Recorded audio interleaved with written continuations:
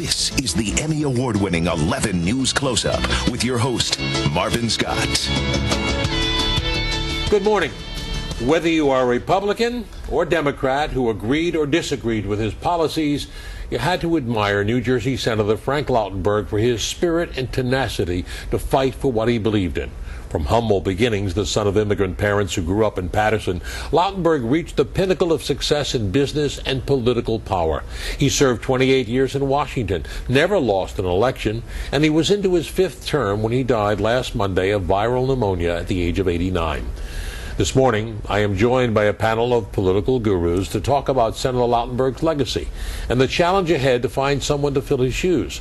Governor Christie on Thursday appointed his Attorney General to occupy the seat until a special election in October. First, a personal look at this unique man who I was proud to call a friend. One of the bonuses of my profession is the personal relationships that evolve from the professional relationships. And my friendship with Senator Lautenberg began shortly after his first election in 1982. He always had a sparkle in his eye and the energy lacking in many people half his age. He was a tenacious lawmaker who rarely walked away from a good fight, always focusing on the needs of the working people of his state.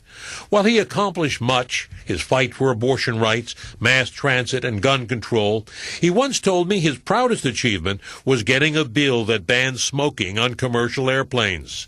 One of the most difficult days in his life was back in 1999, when he decided not to seek another term. He told me he just didn't have the stomach anymore to have to go out and call his friends for campaign cash. It was a very tough decision because I love what I do.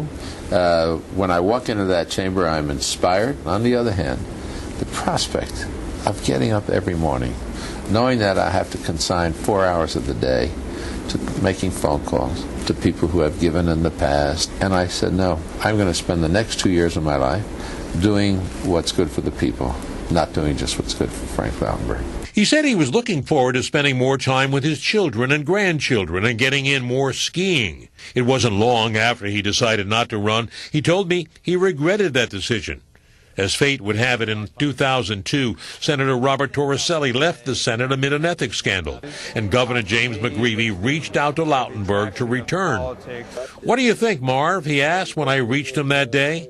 "Are you kidding, Frank?" I responded. "You're salivating to go back." He did.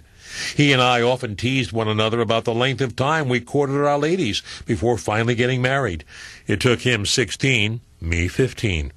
The senator and I enjoyed our verbal sparring during his many appearances on PIX 11 News Close-Up.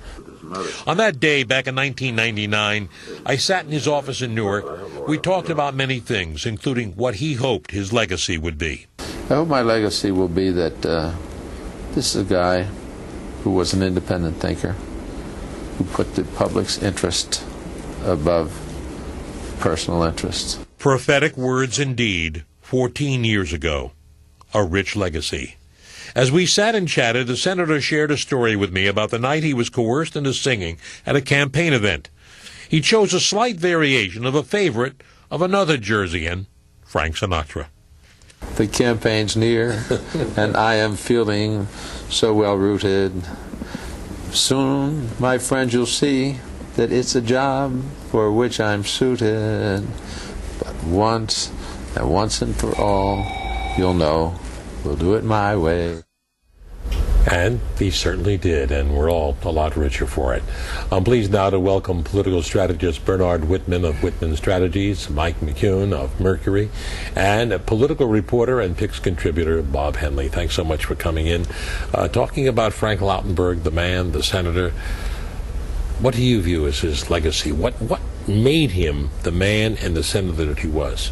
Well, I think that the idea of just public service and not a self-serving agenda really was something that stood out about him. I mean, he came to the rescue of the Democratic Party twice.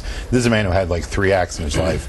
A very successful businessman, of course, but then also he came to the rescue when we had Harrison Williams convicted in Abscam in the early 1980s, and he resigned, and Lautenberg came in and saved the Democrats' bacon.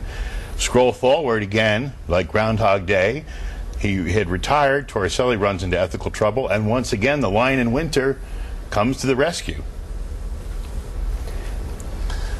You know, the head went like that. What did that mean, Mike? Well, listen, I'm whether you agree or disagree, I think you said that in your opening with his policies, and I'll say that I wasn't a huge fan of his policies. I don't think there was a tax increase that the guy didn't love, but I will say this about the guy. First of all, respect for the service that he gave our country from World War II all the way through into public service. Nothing but respect for that.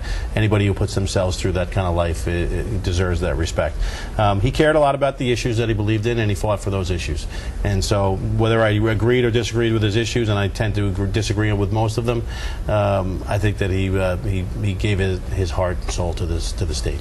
Well, what were some of the issues that you would take issue with? Well, I just think on the economic issues for me. I mean, you know, as a Republican, you know, I don't the gun control, the other social issues, I don't really have issues with those at all. I mean, I frankly agree with most of them. But I just think on some of the economic issues, you know, taxes and tax and spend type policies, he was a liberal. And he was a proud liberal, but one of the most liberal members of the U.S. Senate. There's no question, and so I'll disagree with his policies while respecting his conviction for those policies. Fair enough. Marvin, he was the quintessential example of the American dream. He's a guy who, his parents were immigrants, grew up of very modest means, ended up creating or helping to create ADP, one of the biggest payroll systems, payroll providers in the country, created 15,000 jobs, and then went on to have an almost 3-decade career in the Senate where he distinguished himself, in particular from my perspective, in pushing forward bills and legislation that protected the well-being and health of all Americans. I mean, he pushed through, as you saw in that segment, the ban on smoking in airliners. 25 years ago, we could smoke on airliners. I can't even imagine that today. He pushed for raising the drinking age to 21, and the Associate Dean of Harvard Medical School says that saved at least 25,000 lives, that alone. He then pushed to lower the blood alcohol content for drunk driving down to 0.08. And the gun control measure that you speak of was in 1996, he made certain that those who had engaged in domestic violence couldn't have guns. Common sense stuff. More recently, he did a lot of work on transportation and was a leader in helping to try to get support for a new commuter rail, which of course Governor Christie, who we'll talk about shortly, killed. So I think that he is the penultimate example of what an individual can do if he puts his mind to it. And also the right to know stuff in the chemical plants. The idea that individuals living near these places had a right to know what dangerous chemicals were right on. He was a champion of environmental. Absolutely. And with the state with the most Superfund sites, you needed someone like who understood what was going on. Okay, let's talk. Let me ask you this, Mike. I know a Republican has been appointed, the interim senator from New Jersey. We'll get to that in a moment. But let me ask you, what impact, if any, do you feel his absence will have in the Senate? Do you think it will have any impact? Well, again, I mean, the Senate is a pretty finely balanced place right now, so it's inevitable that there's going to be some impact because of the balance of power, where one vote makes a lot of difference. But I think the governor has appointed someone who's going to fight for Jersey, who's going to be consistent on a lot of the same issues. He may not be consistent on the fiscal issues where Lautenberg was, which I think is a good thing. But I think that on a lot of the issues, you're going to see a guy who stands up for Jersey values, just like Lautenberg did. So I think it'll be, you know, minimal. He leaves a void, doesn't he? Well, I think he does. I think particularly because he was wealthy himself, and he did, while he did have to raise campaign cash for other places, he could really focus on public service. And so, particularly, he had a granular level of detail about transportation. I think he kept Amtrak running. I don't think if he'd been there, we would have had Amtrak continue the service it did. He understood it in a detailed way. That transportation knowledge was unparalleled. Bernard, we have the immigration bill coming up, and he was one of the important members of the Senate fighting for that immigration bill. Plus, we have gun control legislation still pending, so many other things. In his absence, what impact will that have? Well, I think that certainly we lost a visionary leader of the Democratic Party, and my hope is going forward that we're going to be replacing that, and my own preference there would be Cory Booker. I think that he represents a new, young, fresh generation of leaders that can work to continue the legacy left to us by Lautenberg, and obviously the immigration battle is going to happen before whoever wins takes that seat, and my hope would be that the candidate that Governor Christie has put forward will represent a moderate voice in the Republican Party, which is, of course, almost extinct at this point. Okay, let's take a break. We'll go explore that a bit further. Who are the other candidates? And also we're going to take a look at the testament to Frank Lautenberg just by the turnout at his funeral the other day. We'll be right back. A testament to Frank Lautenberg's popularity was evidenced Wednesday when well over 1,000 people packed the Park Avenue Synagogue for his funeral. More than 24 members of Congress flew in for the service. Governor Christie was there, as were 2 of his predecessors. There was a healthy mix of tears and laughter at this funeral that turned out to be a celebration of a life well lived. An honor guard escorted the casket to the Frank Lautenberg station in Secaucus, where it was placed aboard an Amtrak train for his final journey to Washington and burial Friday at Arlington National Cemetery. It was a journey that followed an emotional funeral service at the Park Avenue Synagogue. Senator Robert Menendez eulogized his friend as a champion of the working people. I have described Frank Lautenberg as one of the most tenacious men I have ever met. And he was very tenacious, but in the best sense of the word. Frank Lautenberg was a man for his time. More than 1,000 people filled every seat in the synagogue. Former Secretary of State Hillary Clinton spoke glowingly of the 5-term senator who never lost an election. Frank Lautenberg was such a leader. He dared greatly and he led boldly. And we are safer, stronger, and more prosperous because he did. He loved, and he was loved. And after all, that's what makes a great life. Even in his final days, it wasn't his health he was concerned about. It was the health of the people in New Jersey, the health of the kids in this country. It was Lautenberg's children and 13 grandchildren who painted a human picture of the man they called Dad or Poppy. He had the best sense of humor. He was goofy and jubilant and a real smart aleck. I had another word, but we're in Temple. When we were kids, he would sing in a German accent while we skied. He'd sing, "You've got to bend your knees when you ski through the trees, and you have to take a pee." Lautenberg fought many causes, but his proudest achievements were getting a smoking ban on airplanes and raising the drinking age to 21, something that came at a price to his daughter Lisa. 300 new friends I lost during my freshman year at college when Dad raised the drinking age. Daughter Nan sparked uproarious laughter when she talked about her father being surrounded by so many women in his family. You can imagine being surrounded by women. He had great respect for them, and all minorities except one minority, known as the son-in-laws. Lautenberg's adoring wife, Bonnie, was reflective. What was it like being married to this Renaissance man? Difficult? Interesting? Challenging? Loving? Amazing. Frank was the most positive person I know. He never looked back. He just looked forward and made things happen. He had a vitality and a smile I fell in love with 25 years ago, and I never lost that love. He was my Prince Charming. Bonnie's Prince Charming, as the rabbi said. He called him husband, father, grandfather, mensch. He was quite a guy. And I know you had met him a number of occasions. Yeah, I did. I always will recall when he when Senator Kerry was attacked during his presidential bid for over issues around his war record, that Senator Frank Lautenberg went to the floor of the Senate with a chicken hawk and went after Vice President Cheney, who had a deferment for service during Vietnam. That's the kind of passionate guy he was. He really had your back if you were on his side. And one of the things that came out, he loved telling jokes, and his wife pointed out that she sat through them all the time. She heard him repeat them repeatedly. One of the things I'll miss about him, he loved telling stories, and even though he told a joke repeatedly, I heard it the second time, it still was just as funny. But he was quite a guy. Looking ahead now, so how do you replace a man like Frank Lautenberg in the Senate? I know you.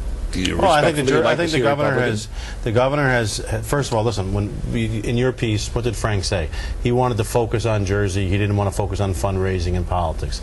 So the governor has appointed someone who's not going to run, who could focus on Jersey and focus on politics. So I think he's true to the Lautenberg legacy in that respect. But contrary to that, he's appointed a guy, I believe, 7 years in the U.S. Attorney's Office, Attorney General, a Jersey guy, reflects Jersey values, is going to be, I believe, a strong voice for Jersey, and will hit the ground running with no agenda other than serving Jersey. Okay, you know, I want to take a closer look at the governor's appointment, and we have a report. James Ford was there, and let's take a break right now and then come back, take a look at that report, and have further discussion.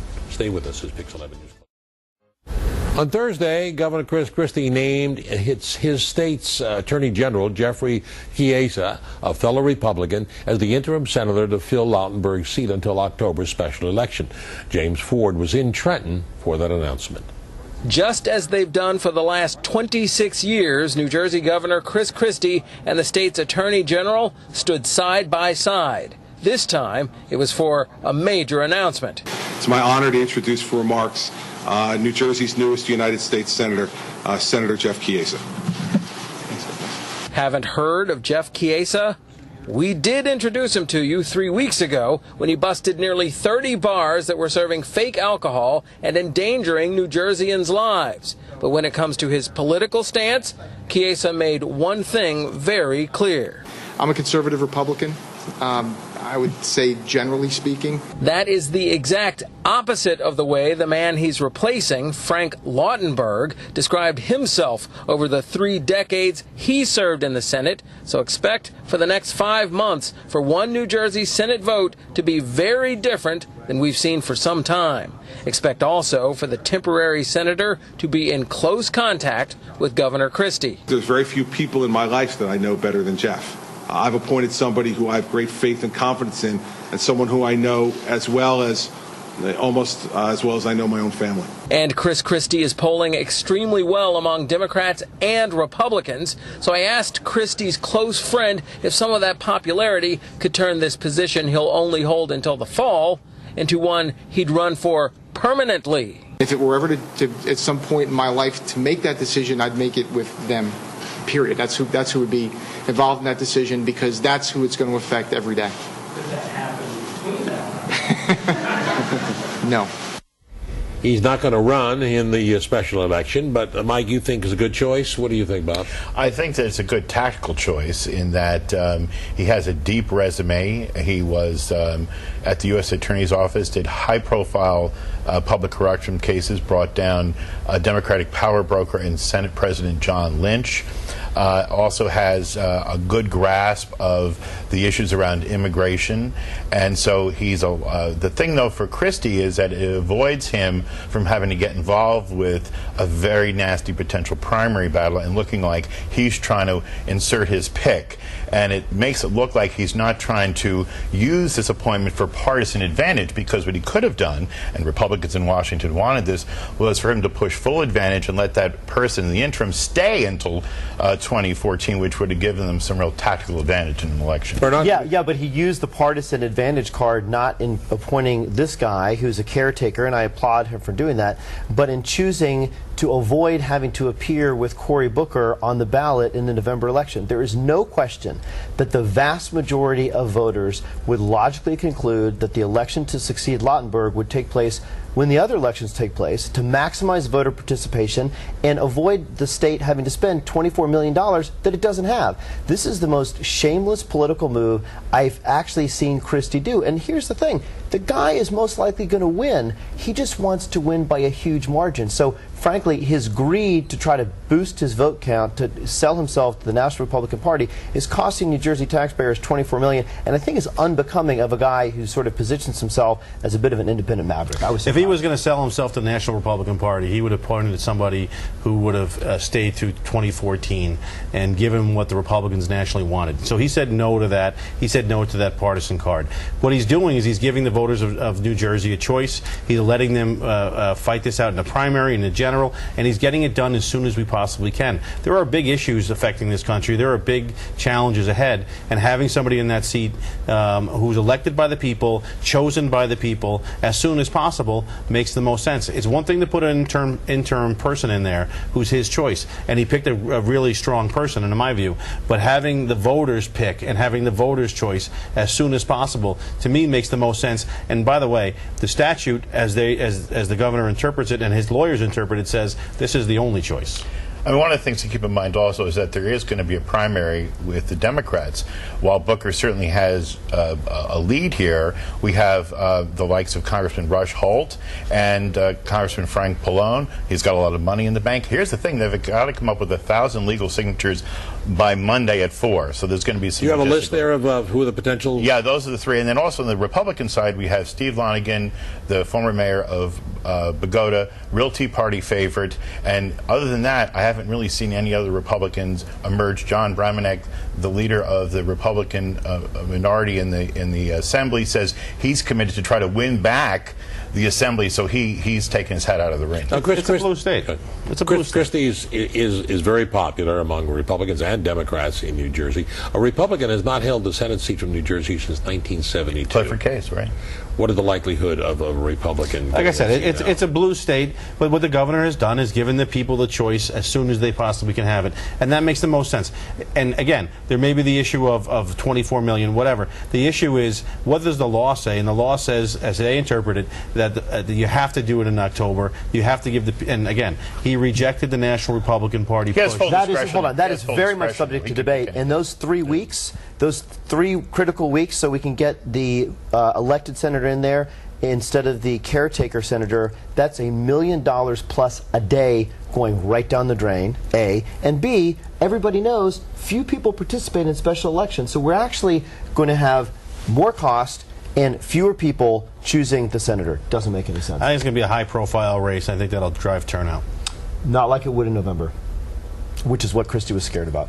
How does this impact Christie as he goes forward towards a possible presidential run in 2014? Well, listen, I think he's picked a law and order attorney general who served in the U.S. Attorney's Office, rooted out corruption. I think he made a very solid choice. But again, I don't think it really has a big impact nationally. The bottom line is who is Chris Christie? How is he governing? What is he doing in office? This is all kind of byplay that at the end of the day I think is small potatoes as it relates to national things 4 years from now. How do you tell the voter who is Chiesa? He's the Attorney General. He was a former U.S. attorney. He's a guy who's rooted out corruption. He's a Jersey boy with Jersey values. He's also a longtime personal friend. I mean, the governor and Chiesa started at Doogie Hewitt and Balantucci as young lawyers in the 1980s. So this is a deep relationship here. And so we're going to have a level of, I'd say he was one of his top confidants. Which is precisely why he picked him. He's got 5 months in office. He knows that he can trust him. But at the end of the day, the real story is going to be who comes out of this election in October and ultimately who serves out the term from 14 into 20. I believe Cory Booker is best positioned to do that. I think he brings a fresh new face to the Democratic Party, and his vision is pretty extraordinary. And when you listen to him talk, I think that is exactly the type of person that New Jersey is going to embrace to be the next senator, both in the interim period, in the special election, and then come 2014. Mike, would you agree that Cory Booker? I think Cory Booker right now is an inch deep and a mile wide. We'll see if he can withstand the scrutiny that will come with his record in Newark. He on paper, great candidate. But Chiesa, he's a conservative Republican. Totally extreme opposite side of where Frank Lautenberg I don't think he's an extreme. I think extreme is a harsh word in this case. Well, extremely opposite, I'm saying. He's extremely opposite of it. Hopefully he's extremely opposite on economic issues and when it comes to tax and spend, and he provides a break on some of those issues. Because you talk to the families in Jersey, tax and spend is not where they're at. Mike McCune, Bernard Whitman, and Bob Henley, thank you very much for your insight. Thanks for the discussion. Thank you. Thanks. And that's our program for this week. If you have any comments or wish to see this broadcast again, log on to our website at pix11.com/newscloseup. I'm Marvin Scott. Thanks so much for joining us. Enjoy the rest of your Sunday, everyone.